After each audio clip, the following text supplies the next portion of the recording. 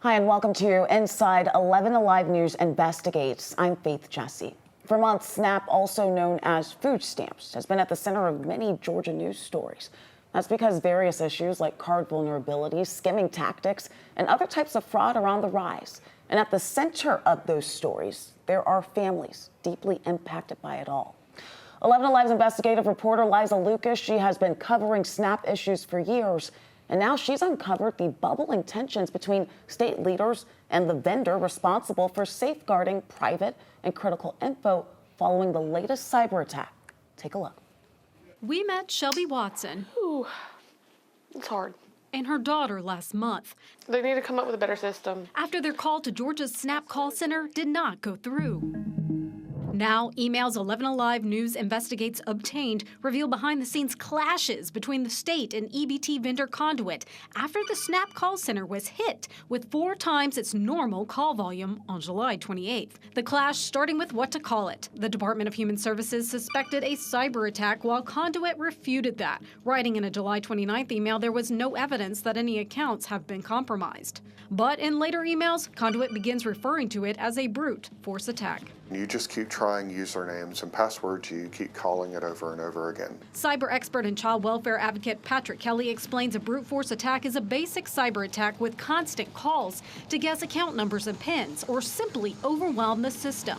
He says bots and AI make such attacks more effective and common at call centers. The intent is fairly obvious, which is to reduce access to the account and then be able to siphon money from those accounts. Worried accounts had been compromised. Emails show the call center shut down August 1st. And DHS Commissioner Candace Bros's team repeatedly demanded data. On August 4th, DHS ordered Conduit to lock more than 3,000 cards before SNAP benefits were deposited. Emails suggest another 6,500 were later locked too. And then confusion.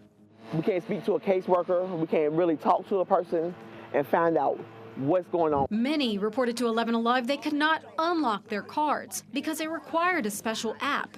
Commissioner Bros urged Conduit to create a helpline, but that never happened. In an August 5th email, her frustration is clear, writing, "We are being forced to limit entitlement access to the most vulnerable people. They are going to go hungry unless you, our vendor, and your vendors get your act together." She called on the vendor to reissue impacted cards at no cost. Emails show more than 45,000 ultimately replaced. We dug even further back and discovered the attack on July 28th wasn't even the first worry this year. In March, DHS wrote Conduit concerned with unusual traffic in the call system, which the state says occurred simultaneously to fraudulent activity. A letter from then shows Conduit pushed back on the state's demand for a full report and a corrective action plan. We have families that are truly in pain right now. Kelly says he's disheartened. I feel like the vendor or the government itself, whether it be state or federal, needs to be a little more forthcoming around what is happening and where they're going and what efforts that they're putting in place to fix it, because there are people that just don't know. All right, joining us now is consumer investigative reporter Liza Lucas. I mean, you look at this story that you've done years of work on this. These issues are happening. They are still ongoing. What do we know about this now, and why are they still ongoing? Well, and I think we have to be clear that the information that we just presented to you, it is a lot. Yeah. And yet that is a small slice of the past month. We basically requested emails for about a week's worth of time following the attack, and that gave us some insight. But there's so much more here. And yes, it is ongoing. We're still hearing from families. In fact, we know from those emails, and this wasn't in the initial story, but we want to say now that the state, it seems, was urged to buy new technology as this was all unfolding to better protect the system as this crisis was happening. And the state was also questioning whether there were enough safeguards put in place to protect these EBT card PIN numbers. Now, meanwhile, I'm still hearing from people this morning even who are struggling across Georgia to activate their cards and just get someone on the phone.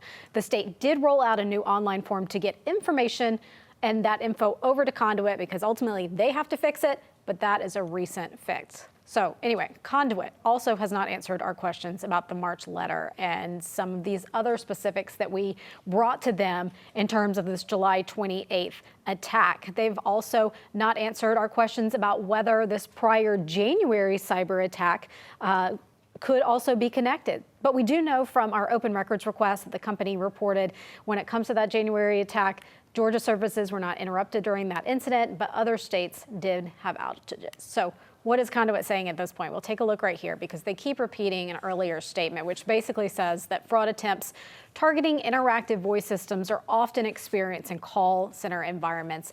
And they add that the company works closely with state clients to block suspicious activity. Now, ultimately, we know, Faith, that companies have to disclose any material cyber event to the U.S. Securities and Exchange Commission. So far, I've not seen that filing yet, but that's something that we're going to be watching for, and that will also give us insight into how significant this event we experienced here in Georgia truly was.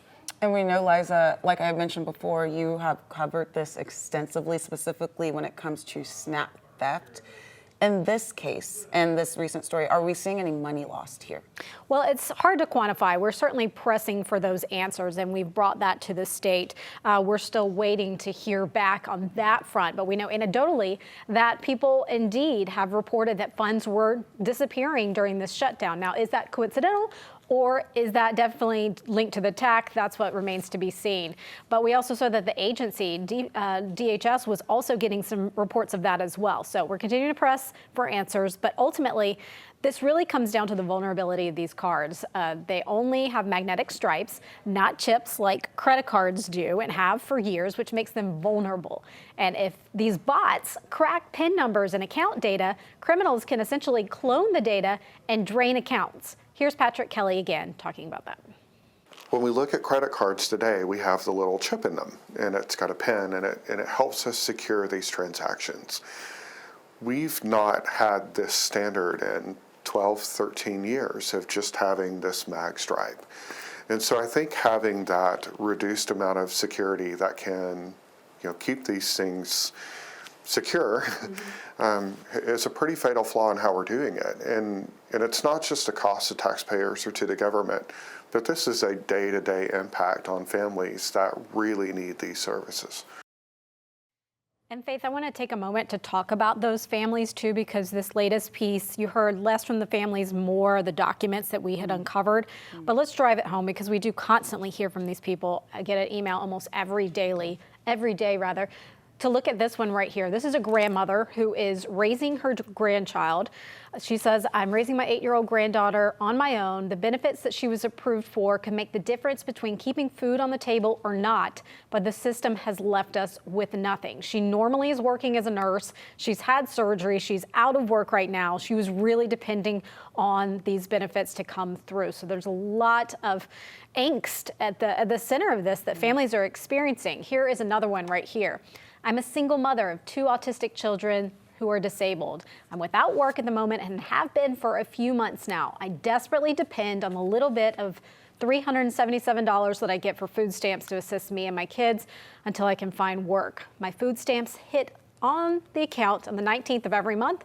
I've been told that there's a cyber attack and all they can do is pass me a paper with a QR code on it to scan. They can't get anyone on the phone. There's a lot of frustration there that we've heard over and over again. No phone number, no website, no real live person. And finally, I want to bring one of our interviews back from some of this coverage as it was building. This is Megan, who spoke with us via Zoom.